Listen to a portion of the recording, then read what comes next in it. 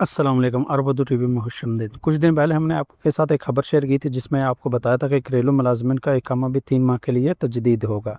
ये सहूलत पहले कंपनी या मुअस्ससा में काम करने वाले वर्कर्स के लिए थी, मगर अब सऊदी वजारत अफरादी क़ुव्वत और मसानत प्लेटफार्म के तावन से घरेलू मुलाजमी के लिए भी कम अज़ कम 3 माह के इकामे के अजरा और तजदीद की सहूलत का आगाज़ कर दिया। यहाँ रहे कमर्शल अदारों के गैर मुल्की कारकुन के इकामे की तजदीद वजारत मेहनत के वर्क परमिट की मुद्दत से मशरूत होती है। वर्क परमिट अगर 3 माह का होगा तो इकामे की तजदीद भी 3 माह के लिए होगी, मगर घरेलू कारकुन के इकामे की तजदीद वजारत मेहनत के वर्क परमिट से मरबूत नहीं है, इसलिए इनके इकामे 1 या 2 बरस के लिए जारी किए जाते रहे हैं। नए ज़ाब्त के मुताबिक इनफरादी स्पॉन्सर अपने ज़ाती मुलाजमीन, घरेलू ड्राइवर्स, बावर्ची, ट्यूटर, चरवाहे, घरेलू मुलाजमीन, हद्दामा वगैरह के इकामे 3, 6, 9, 12 या 24 माह के लिए जारी या इनकी तजदीद करा सकेंगे। अब इस सहूलत का फ़ायदा किन लोगों को होगा? घरेलू मुलाजमीन के वीज़ा पर ज़्यादातर गैर मुल्की अपने कफ़ीलों के पास ही काम करते हैं।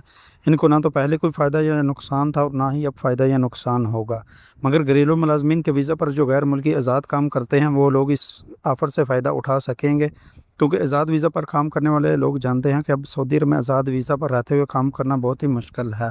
जो लोग पुराने काम कर रहे हैं उनके लिए ज़्यादा मसला नहीं है, मगर घरेलू मुलाजमीन के वीज़ा पर नए आने वाले लोगों के लिए काफ़ी ज़्यादा मुश्किल है।